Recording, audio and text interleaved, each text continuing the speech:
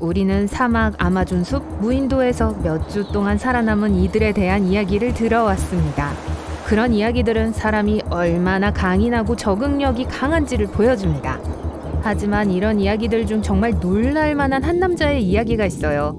그는 대서양 바닥에 가라앉은 배 안에서 3일 동안 살아남았어요. 산소 탱크, 전기, 통신수단, 음식도 없었죠. 사건은 2013년 나이지리아 해안을 따라 대서양을 항해하던 예인선에서 일어났습니다. 그날 이른 아침 작은 폭풍이 있었어요. 예인선은 기름 탱크가 있는 배를 끌고 있었어요. 그러다가 갑자기 거대한 파도가 일기 시작했습니다. 파도가 배와 충돌했고 케이블이 끊어졌어요. 새벽 4시 30분 예인선이 전복됐습니다. 갑판 전체가 물에 잠겨 있었고 배의 선체는 수면 위로 돌출되어 있었어요. 배는 천천히 가라앉기 시작했습니다.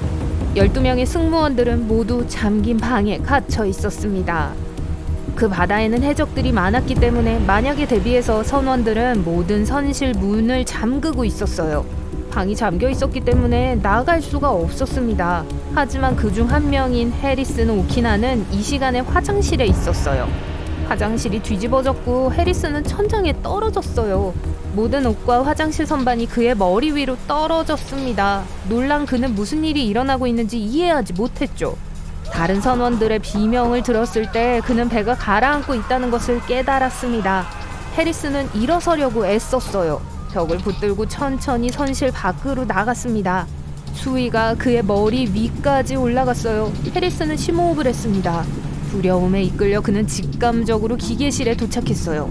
그곳에는 작은 에어포켓이 있었습니다. 이 공간은 물이 도달하지 않았기 때문에 완전히 물에 잠기지 않았고 공기가 남아 있었습니다.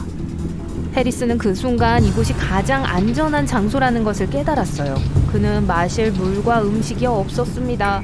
춥고 눅눅한 방이었어요. 바닥은 물에 잠겼고 해리슨의 발은 얼기 시작했습니다.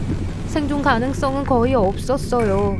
그는 방 안에서 탄산음료병과 2개의 손전등이 달린 구명조끼를 발견했습니다. 이때쯤 그는 30m 깊이의 해저로 내려갔어요. 약 10층 건물 높이에요. 배의 선체가 물의 압력에 눌려 삐걱거리는 소리가 났습니다. 그때 해리슨은 문 밖에서 이상한 움직임을 감지했어요.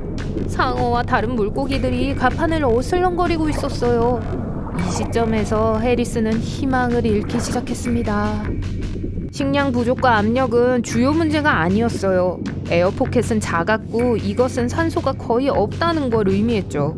24시간마다 평균적인 사람은 약 10평방미터의 공기를 소비합니다. 해리슨이 숨 쉴 시간이 하루도 남지 않았다는 뜻이었죠. 하지만 이것에도 불구하고 그는 약 60시간 동안 그런 조건에서 살아남았어요. 그건 물 덕분이었어요. 배 주변의 강력한 압력은 공기를 약 4배로 압축했습니다. 또 다른 문제는 그의 호흡이었어요. 숨을 들이마실 때 우리는 산소를 흡수합니다. 숨을 내쉬면 이산화탄소가 배출돼요. 이산화탄소의 공기 중 농도가 5%일 경우 건강에 위험합니다. 해리스는 천천히 이산화탄소로 방을 채웠습니다. 그리고 나갈 수 없었죠.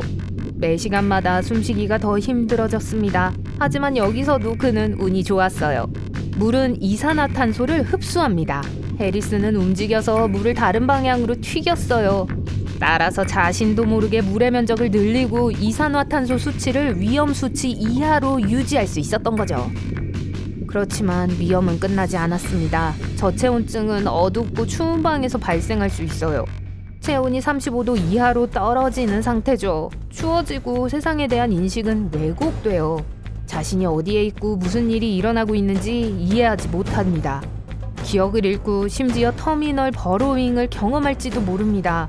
이 이상한 행동은 사람들이 저체온증이 발생할 때 밀폐된 방 안에서도 작은 숨을 곳을 찾으려고 하는 현상입니다. 심지어 맨손으로 차가운 바닥을 파기 시작할 수도 있어요. 동시에 2시간 안에 빠르게 얼고 의식을 잃습니다. 해리슨의 방은 아래서부터 차가운 물로 가득 찼어요. 만약 그가 몇 시간 동안 바닥에 있었다면 살아남지 못했을 겁니다. 하지만 그는 매트리스로 작은 플랫폼을 만들 수 있었고 살짝 수면 위에 있을 수 있었어요. 시간이 흐를수록 두려움과 절망이 생존자의 마음을 조여왔습니다. 그가 나갈 수 없었던 여러 가지 이유가 있었어요. 그중 하나는 그렇게 깊은 곳에는 아주 적은 양의 햇빛이 통과하기 때문에 해리스는 빛을 볼 수 없었어요. 음료수병은 거의 비어 있었고 손전등은 작동을 멈췄죠. 그는 칠흑 같은 어둠 속에 놓여 있었어요. 하지만 구조대는 가까이 있었어요. 구조대원들이 근처에서 생존자들을 찾는 동안 그는 자신의 가족과 삶에 대해 생각하고 있었습니다. 해리스는 잔해의 구멍을 통해 한 줄기 빛을 알아차렸어요. 잠수부들이 해저를 조사하고 있었어요. 생존할 수 있는 유일한 기회였습니다. 해리스는 에어포켓에서 나와 구조대원들을 향해 헤엄쳤습니다. 어둠을 뚫고 앞으로 나아갔어요. 잠수부의 손전등에서 나오던 한 줄기 빛이 사라졌습니다. 해리스는 필사적으로 다이버를 찾으려고 했지만 그들은 갑판 반대편 끝에 있었어요. 산소가 부족했기 때문에 해리스는 돌아가기로 결정했습니다. 그의 폐에는 공기가 거의 남아있지 않았어요. 질식하기 직전에 방으로 돌아왔습니다. 가장 중요한 건 절망하지 않는 것이었어요. 그것은 유일한 구원의 기회였죠. 호흡을 가다듬고 폐에 산소를 보충한 후 해리스는 두 번째 시도를 했습니다. 그는 방에서 나와 다이버를 발견했어요. 있는 힘을 다해 그들을 향해 헤엄쳤습니다. 구조대원은 해리슨을 보지 못했기 때문에 뒤에서 그의 목을 두드리며 손을 꽉 잡았어요. 다이버는 처음에는 겁을 먹었지만 살아있는 사람이 자신의 앞에 있다는 걸 깨달았습니다. 해리슨은 산소가 부족해졌기 때문에 방으로 헤엄쳐갔고 구조대원을 이끌었어요.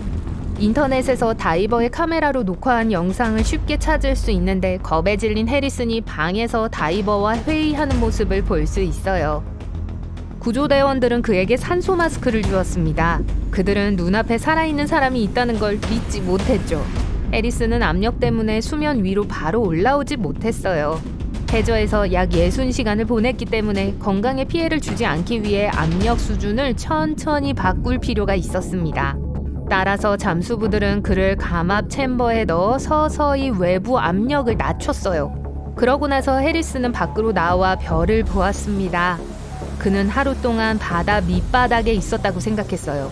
그래서 자신이 60시간 동안 물속에 있었다는 걸 알고는 매우 놀랐습니다.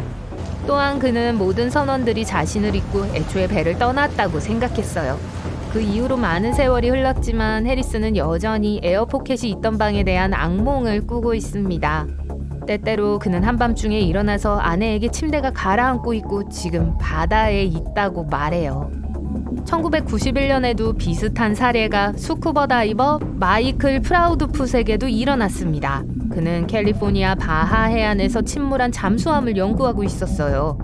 다이빙을 하는 동안 실수로 호흡 조절기가 망가졌고 산소 비축량이 줄어들었습니다.